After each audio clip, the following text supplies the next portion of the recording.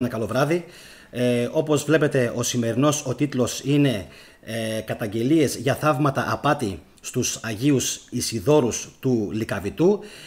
Εκεί όπου υπάρχουν κάποιες καταγγελίες και μάλιστα από τον Μητροπολίτη Αργολίδας ότι κάποιος, από ό,τι κατάλαβα, ιερωμένος πουλάει θαύματα με το τσουβάλι.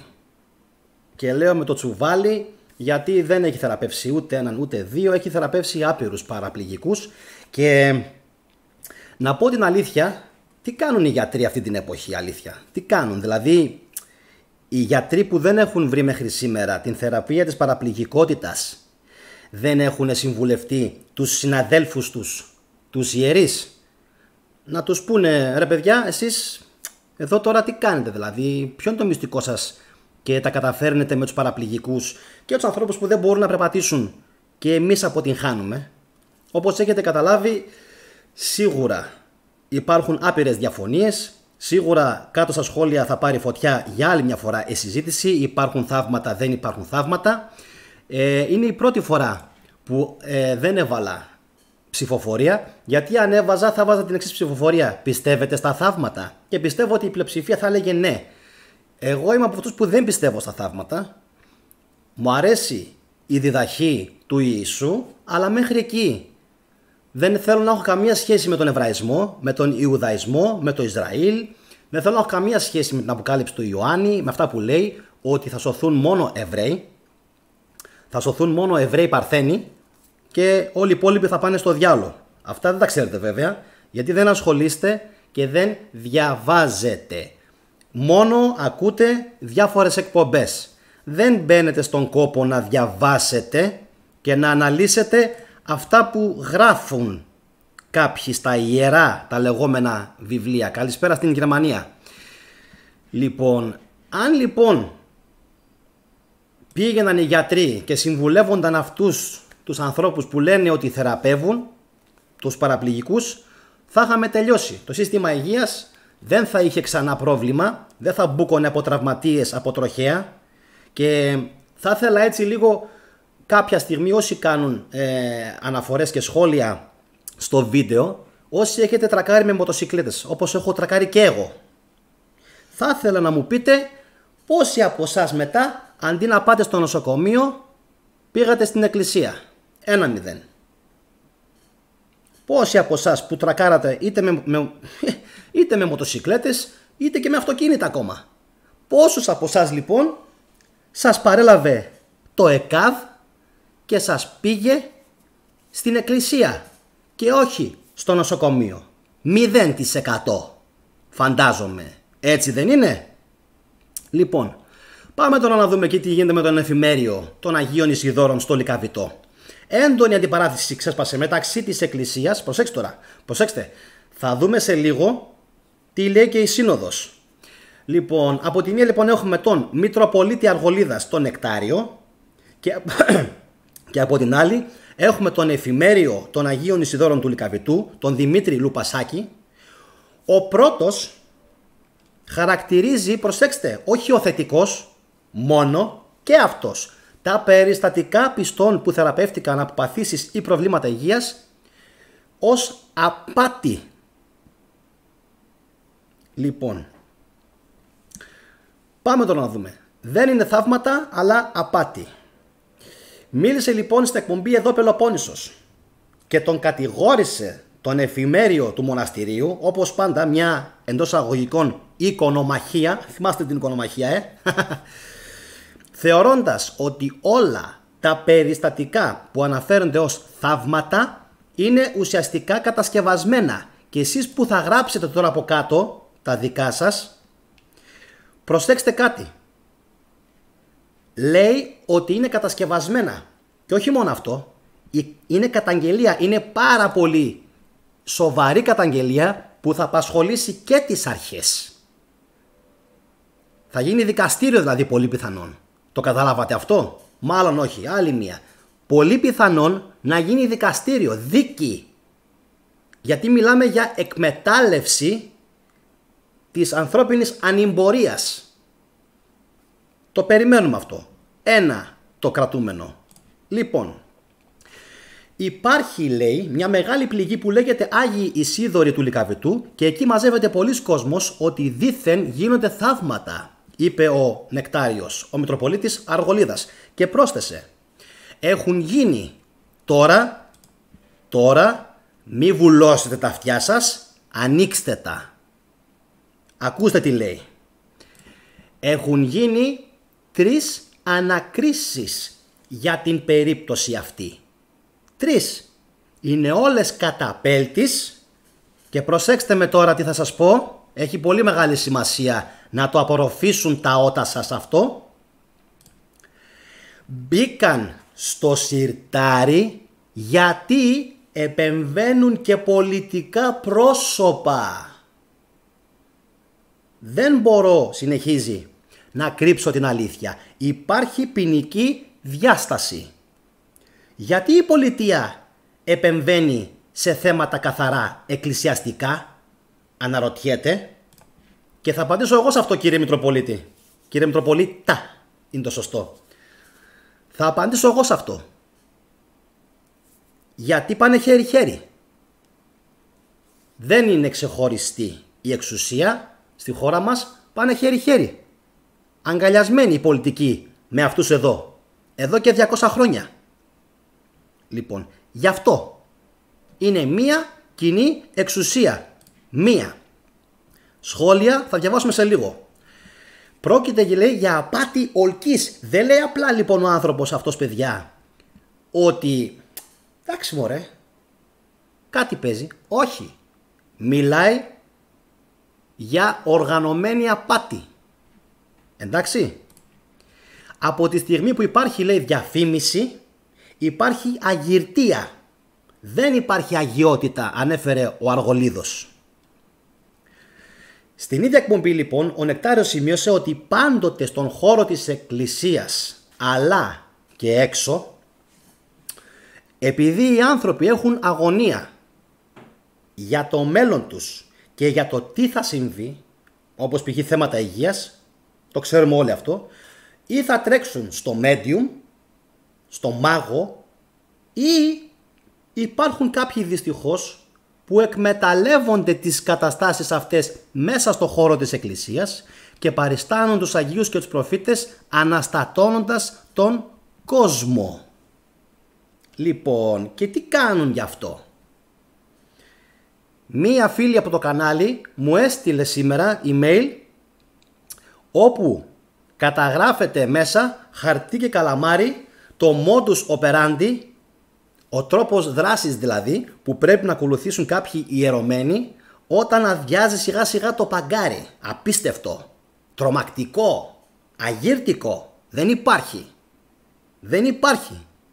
Λοιπόν, οπότε εσείς θα πρέπει να βγάζετε μόνοι σας τα δικά σας συμπεράσματα. Προσωπικά δεν πιστεύω στα θαύματα.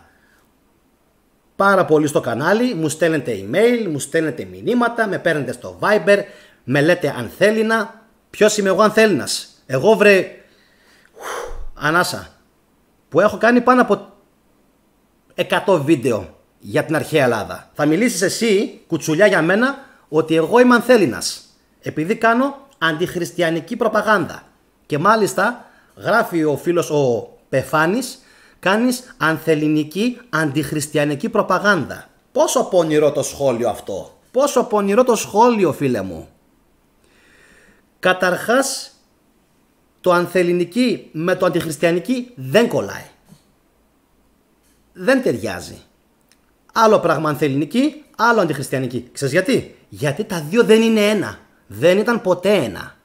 Αν ρωτήσεις έναν φιλόσοφο, έναν ιστορικό, έναν κβαντικό φυσικό, θα σου πει ότι ελληνισμός και χριστιανισμός είναι μέρα με τη νύχτα.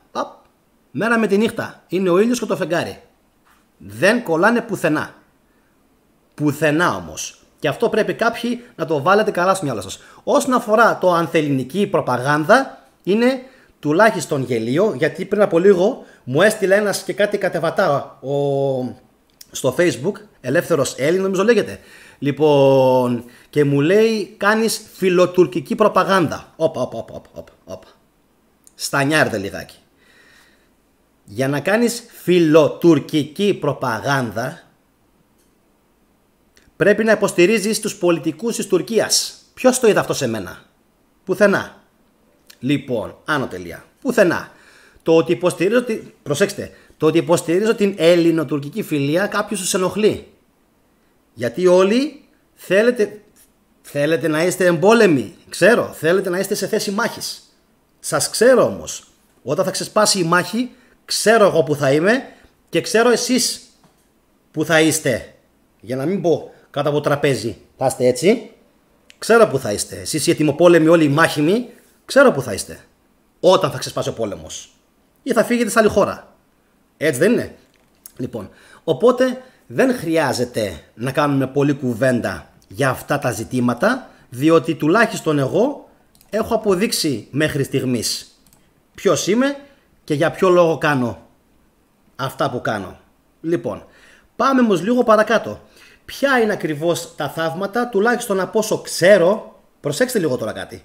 Από όσο ξέρω λένε ότι τυφλοί ξαναείδαν, παιδιά δεν υπάρχει. Το ίδιο, δηλαδή είναι το ίδιο μοτίβο από το 300 μετά Χριστόν μέχρι σήμερα. Χρησιμοποιούν τον ίδιο τρόπο δράσης από τότε μέχρι σήμερα. Και απορείτε μερικοί για ποιο λόγο η Ελλάδα πηγαίνει κατά διαόλου.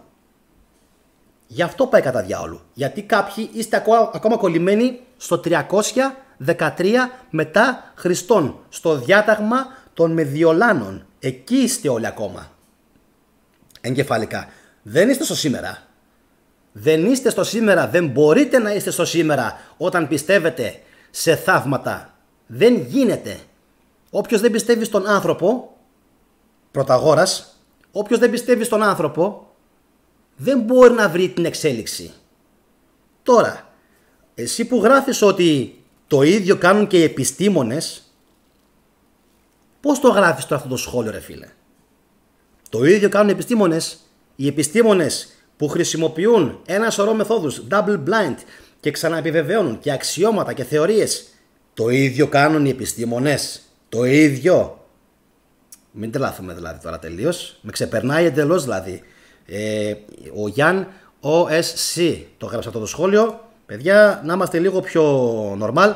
Δεν νομίζω να υπάρχει αυτό το πράγμα. Δεν νομίζω. Οι επιστήμονες δεν ακολουθούν την ίδια ρότα με τους παπάδες. Λοιπόν, θεραπεύουν τυφλούς. Θεραπεύουν τυφλούς. Απίστευτο. Από τότε μέχρι σήμερα κάνουν μονίμως το ίδιο πράγμα. Και λέω τώρα εγώ, ο οφθαλμίατρος τι δουλειά κάνει ακριβώς? Τι τον θέλουμε τον οφθαλμίατρο? Δεν ξέρω δηλαδή τι πρέπει να ρίξουμε στα μάτια μας, αλλά προφανώς κάτι πρέπει να έχουν οι παπάδες στη διάθεσή τους που δεν μας το λένε εμάς. Και φυσικά τους παραπληγικούς. Βέβαια, όταν σας είχα θέσει το ερώτημα, αν για παράδειγμα βλέπετε κάποιους εργάτες στον δρόμο που δεν έχουν δάχτυλάκια, τους λείπει αυτό, επειδή το έχουν κόψει π.χ. με την κορδέλα. Η κορδέλα είναι αυτό που κόβει τα ξύλα. Και όσες φορές τους λέω, έχω και ένα φίλο στην Γερμανία που είναι μηχανικός αυτοκίνητων και εγώ δεν το ήξερα.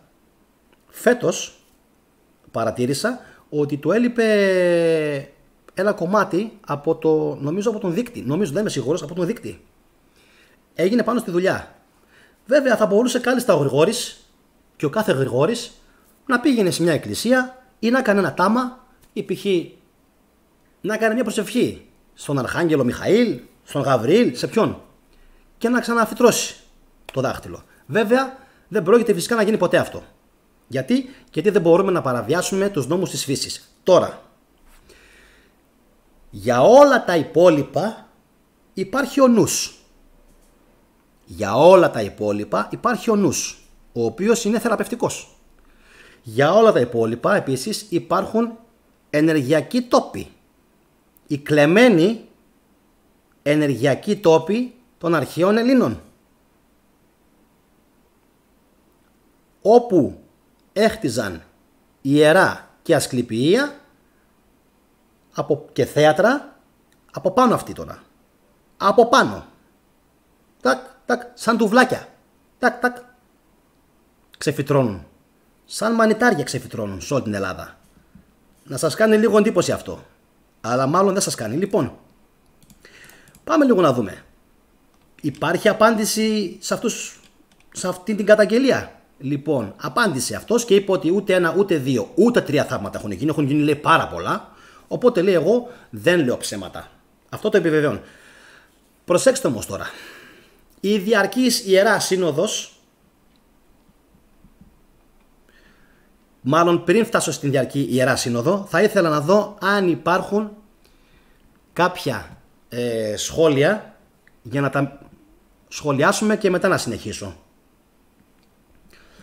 Ο Νικ Λέον λέει, το κακό είναι ότι το παπαδαριό βγάζει μόνο του τα μάτια του. Και αυτό γιατί το ένα μαγαζί βγάζει περισσότερα από κάποια άλλα. Και αυτό γιατί ο Μαμονάς έχει εισχωρήσει και εκεί. Γεια σου Ιωσήφ Παπαδόπουλε. Καλησπέρα στην αγαπημένη μας την Κο. Ο Χριστός έκανε θαύματα και οι Άγιοι εν συνεχεία. Ρωτάει ο Ιωσήφ Παπαδόπουλος. Να δούμε, επόμενο σχόλιο, άμα μπορέσω να βρω κάτι. Δεν σας κάνει εντύπωση που 2 χρόνια και βάλε με τον κορονοϊό και δεν έγινε ούτε ένα θαύμα και ξαφνικά με το που αρχίσαμε να βγάζουμε τις μάσκες, θαύμα εδώ και θαύμα εκεί. Λοιπόν, γεια σου Σωτήρη Σιρόπουλε, καλησπέρα. Λοιπόν, αυτά είναι τροφή για σκέψη, Νικ Λέον, για τον κάθε έναν που παρακολουθεί το βίντεο. Δεν βλέπω πολλά σχόλια πάλι και εκνευρίζομαι. Εκνευρίζομαι πάρα πολύ. Δεν βλέπω πολλά σχόλια σε αυτά που λέω. Βλέπω κάποιες αερολογίες, βλέπω κάποιες μπουρδολογίες, εννοείται. Δεν βλέπω όμως κάτι το οποίο να αντικρούσει ή να σχολιάσει αυτά που λέω. Παράξενο, όταν ο άνθρωπος δεν έχει τι να πει. Και στα προηγούμενα βίντεο που έκανα, τα τελευταία 2-3, πάλι έγινε το ίδιο πράγμα. Πάλι εκεί που δεν τους συνέφερε δεν μιλούσανε κάποιοι. Καθόλου. Μερικοί μου το έχουν πει. Βλέπουμε, ακούμε, αλλά δεν σχολιάζουμε. Κάποιοι όμως που γενικά είναι πάρα πολύ. Γεια σου Γεωργία Κυριαζή. Γενικά όμως κάποιοι που είναι πάρα πολύ λαλίστατοι, όταν μπαίνει το μαχαίρι στο κόκαλο, δεν μιλάνε ξαφνικά. Γεια σου Ελένη Αντωνιάδου. Εκεί ξαφνικά τίποτα. Ναι, βαριόμαστε να γράφουμε. Αν βαριέσαι να γράφεις, εντάξει, τι να σε πω. Κάνε δικό σου κανάλι να τα λες εσύ άμα είναι. Να σε δω πόσο πιο καλά θα τα πας από μένα. Λοιπόν, πάμε τώρα να δούμε. Τι απάντησε η Διαρκής Ιερά Σύνοδος. Δεν απάντησα εγώ. Απάντησε η Διαρκής Ιερά Σύνοδος στις καταγγελίες και στις ανακρίσεις. Και λέει τα εξής. Ξεβουλώστε κάποια τα αυτιά σας. Λοιπόν, 300 μετά Χριστόν. Αυτό πρέπει να το κάνουμε σλόγγαν. Η 2022, 300 μετά Χριστόν. Εκεί έχουν μείνει μερικοί. Και μετά μου ζηλεύετε κάποιοι τους Σουηδούς, τους Σκανδιναβούς, τους Φιλανδούς και τι έχουν αυτοί και τι έχουν αυτοί. Να τι έχουν αυτοί. Να τι έχουν. Δεν είναι καθυστερημένοι. Δεν είναι. Ξέρουν τι είναι η ζωή, ξέρουν τι είναι η ύλη, ξέρουν τι είναι το πνεύμα, εκεί που χωράει το πνεύμα. Ξέρουν μέχρι που είναι τα όρια της ανθρώπινης δυναμικής. Ξέρουν οι άνθρωποι. Δεν είναι όπως εμείς στο 300 ακόμα. Ευτυχώς έχουν πάει λίγο πιο μπροστά. Εμείς εκεί επιμένουμε. Επιμένουμε δυνατά και ελληνικά και περιμένουμε όταν οι Τούρκοι να κάνουν το μπαμ να τους φάμε. Βρε κατακαημένε, θα τους φας περιμένοντας από την υπερμάχο. Πάνε να γυμνάσεις λίγο το κορμί σου, το σώμα σου. Πάνε να κάνεις καμιά βολή. Πάνε να κάνεις καμιά πολεμική τέχνη. Μην κάθεσαι στον καναπέ όλη την ημέρα να μεγαλώνεις την κοιλιά σου και να βλέπεις Peaky Blinders. Ωραία σειρά. Εντάξει. Ποιος είναι μάχημος. Τα Prides. Δηλαδή Γερόλυμε, σε αυτό συμφωνώ. Ίσως το μόνο που συμφωνούμε τελευταία. Για τα Pride μιλάω. Υπερηφάνεια. Αυτοί θα πολεμήσουν για μας. Αχ, καλέ, αυτοί θα τρέξουν, θα εξαφανιστούν. Δεν υπάρχει περίπτωση. Εντάξει, καλό χρυσό το Pride που θέλουν εκεί να κάνουν τα δικά τους αυτοί. Είναι ο κουλτουριάριδες. Αλλά όταν θα γίνει πόλεμος, αγαπητοί μου, είναι ο κουλτουριάριδες. Που είστε χωρίς τεστοστερόνη, ατεστοστερονικοί μου φίλοι. Πίσω από το θετικό θα έρθετε. Από πίσω μου εδώ. Και θα λέτε, αχ, σώσε με. Εντάξει.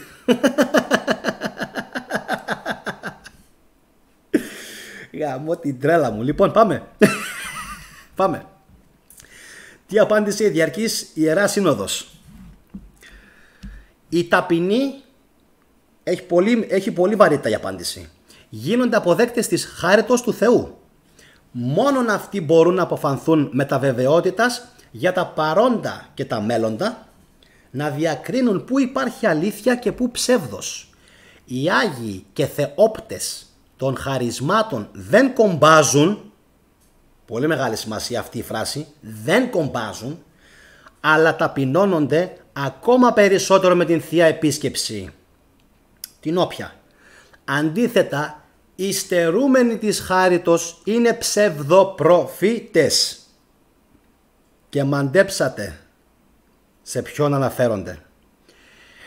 Ψευδοπροφήτες, πλανώντες και πλανόμενοι, λύκοι, βαρύς, μη φιδόμενοι των λογικών προβάτων, εγώ θα έλεγα των άλογων προβάτων, είναι και άλογα και πρόβατα, της Εκκλησίας, και διακατέχονται από πνεύμα υπερηφανίας και καινοδοξίας. Το φαινόμενο αυτό των ψευδοαγίων υπάρχει σε κάθε εποχή. Απίστευτο. Απίστευτο. Όχι ο Γιάννης, η Διαρκής Ιερά Σύνοδος. Ο καθένας βέβαια, είπαμε, θέλεις να ζήσεις στο 0 μετά Χριστόν. Άσε που δεν ξέρουμε πότε γεννήθηκε. Γεννήθηκε, λέει ο Ιησούς, το 4 ή το 6 π.Χ.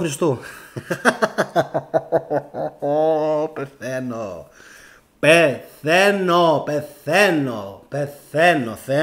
Θεέ μου, πεθαίνω. Απίστευτο. Και συνεχίζει. Ας μένουμε πιστοί στην παράδοση που έχουμε παραλάβει μέσα στην Εκκλησία μας.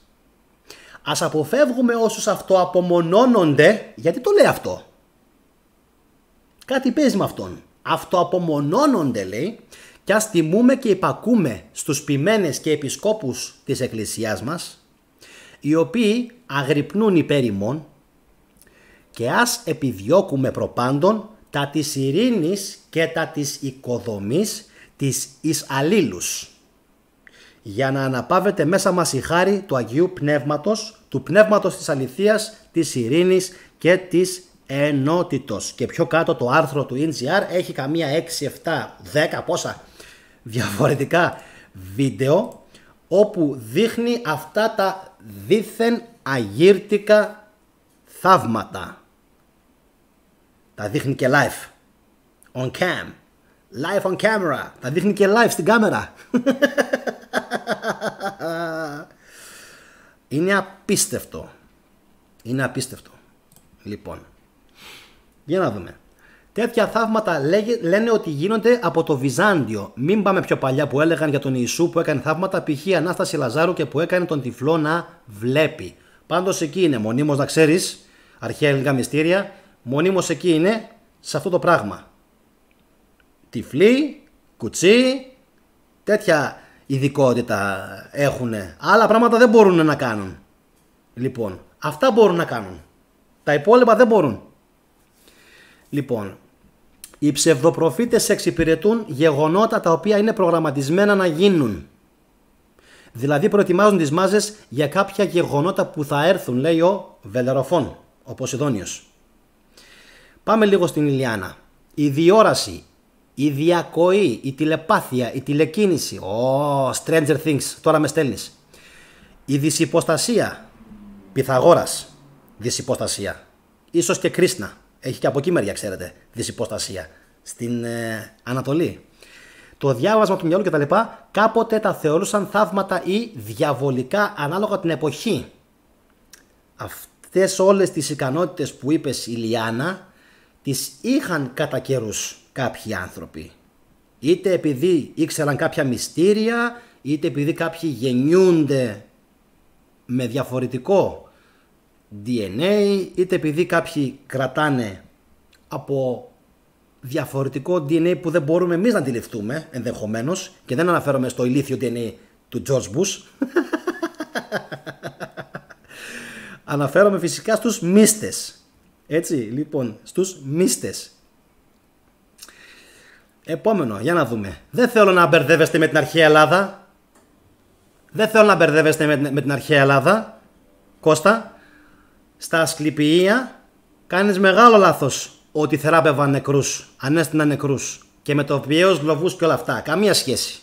Καμία σχέση. Καμία σχέση όμως. Καμία. Γιατί στην ουσία τι κάναν? Τον έβαζαν να νηστέψει, τον εγκύμιζαν, τον έβαζαν, ασκούσαν πάνω του βιοθεραπεία. Τώρα τι λέμε βιοθεραπεία? Δια της αφής θεραπεία.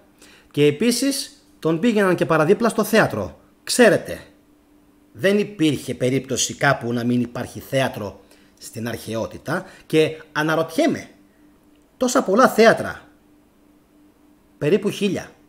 Θα μιλήσουμε στο μέλλον για αυτά τα 1000 θέατρα. Λοιπόν, πόσος κόσμος πήγαινε και παρακολουθούσε? Πόσοι ηθοποιοί έπρεπε να υπάρχουν? Τεράστια η Ελλάδα παλιά.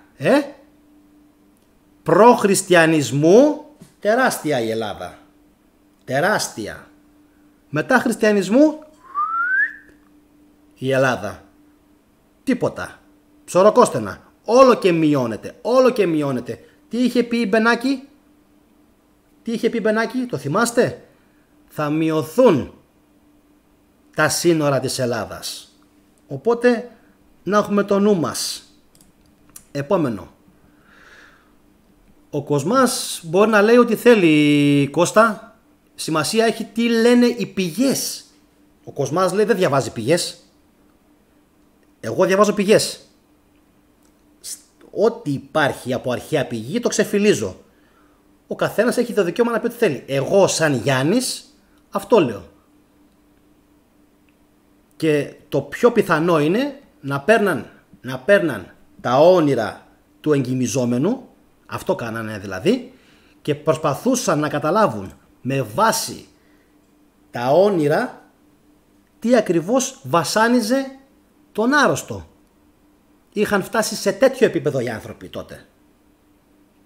Από τα όνειρα που τους έλεγε κάποιος, καταλάβαιναν αν πάσχουν από κάποια ίωση, αν έχουν φυσικά αυξημένο πυρετό, ή από κάποιες άλλες ασθένειες που τις είχαν κατατάξει και τις είχαν καταγράψει. Και μετά ήρθαν κάποιοι και τις έσβησαν και τις διέλυσαν και τις έκαψαν και τις έβαλαν φωτιά. Οι άλλοι μάζαβαν γνώση πόσα χρόνια, εμπειρική γνώση, και ήρθαν οι άλλοι οι έξυπνοι μετά και τα βάλαν όλα φωτιά. Ο Καίσαρας, ο Θεοδόσιος, οι χριστιανοί άπειρες φορές, και μετά κατηγόρησαν και τους Άραβες, τον Χαλίφη, τον Ομάρ, ότι τα κάψε εκείνος. Τι να κάψει ο Ομάρ? Το 600. Το 600, όταν είχαν καεί 650 φορές ήδη από τους χριστιανούς και τους Ρωμαίους οι βιβλιοθήκες, θα τα έκαιγε ο Ομάρ Ιμπν Αλ-Χατάμπ. Πώς τον λέγανε? Ομάρ Ιμπν Αλ-Χατάμπ, έτσι τον λέγανε. Και τον έχουν αθωώσει πλέον όλοι. Όλοι οι ιστορικοί πλέον τον έχουν αθωώσει. Γιατί αγαπούσε τα γράμματα και τη μελέτη. Οι πρώτοι Άραβες έχτιζαν βιβλιοθήκες. Δεν τις καίγανε. Οι πρώτοι Άραβες. Γιατί είχαν ακόμα μέσα τους το παγανιστικό το αίμα. Το είχαν στην αρχή. Μετά με την full ολοκληρωτική επικράτηση του Ισλάμ, άντε γεια, έφυγαν κι αυτοί. Αν και αγαπούσαν πολύ τον Αριστοτέλη. Παρένθεση. Λοιπόν, πάμε να δούμε λίγο, παιδιά, κάποια σχόλια για να μπορέσω να κλείσω το βίντεο και στις 11 η ώρα να κάνω το επόμενο το live, το οποίο θα αφορά την ευλογιά των πυθίκων και πώς ετοιμάζεται ο ΠΟΗ να κάνει τα δικά του. Μία παρένθεση, παιδιά, να σας πω πως όσοι με βλέπετε πρώτη φορά και γουστάρετε το κανάλι να κάνετε εγγραφή, όσοι δεν γουστάρετε το κανάλι να κάνετε απεγγραφή, δεν έχω κανένα πρόβλημα. Δεν με ζορίζει τίποτα απολύτως όταν κάποιος δεν με θέλει, να μην με θέλει 1000 φορές. Λοιπόν, επίσης να σας πω ότι που είχαμε μείνει. Λοιπόν, είχαμε μείνει στο κανάλι. Όποιος λοιπόν πιστεύει ότι δεν του αρέσουν αυτά τα οποία λέω και εκφέρω σαν γνώμη, λοιπόν, καλό είναι να πάει σε άλλα κανάλια. Αυτά τα ιερά, τα εκκλησιαστικά, εκεί που έχει τους υμνοδούς, να πάτε εκεί πέρα να τα βρείτε αυτά. Εγώ δεν είμαι τέτοιας κοπής, είμαι άλλος άνθρωπος, έγινα έτσι, από το 17 και μετά πιο πολύ. Ήμουν από πάντα, αλλά από το 17 και μετά έγινα έτσι. Όσοι με ξέρετε πάρα πολύ καλά, οι πολύ κοντινοί μου άνθρωποι, από το 17 και μετά έγινα έτσι. Το τι έγινε το 17, μάλλον το τι έγινε από το 17 και μετά, δεν υπάρχει περίπτωση να σας το πω εννοείται. Θεωρώ ότι οι περισσότεροι δεν μπορούν να με κρίνουν, ούτε είναι άξιοι για να μάθουν τι έγινε και τι παίχτηκε. Οπότε αυτό θα το αφήσουμε για το πάρα πολύ μακρινό μέλλον, ίσως λίγο πριν πεθάνω, να το πω.